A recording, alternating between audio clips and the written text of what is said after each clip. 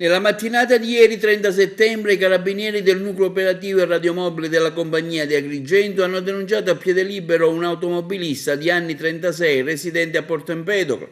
disoccupato in quanto trovato in possesso di un ingente quantitativo di sostanze dopanti senza alcuna autorizzazione o ricetta medica. In particolare, nel corso di un controllo di routine, la pattuglia del nucleo radiomobile di Agrigento in zona Quadrivio Spinasanta si è imbattuta nel giovane automobilista che ha immediatamente dato segni di insofferenza durante il controllo.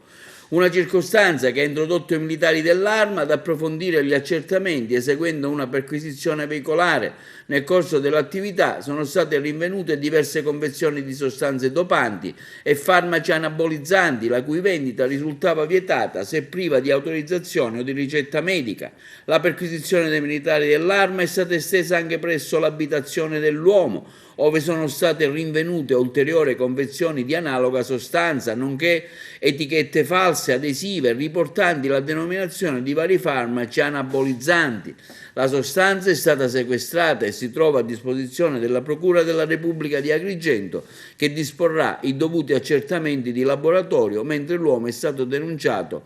per le ipotesi di reato di ricettazione, utilizzo o somministrazione di farmaci e altre sostanze al fine di alterare le prestazioni agonistiche degli atleti.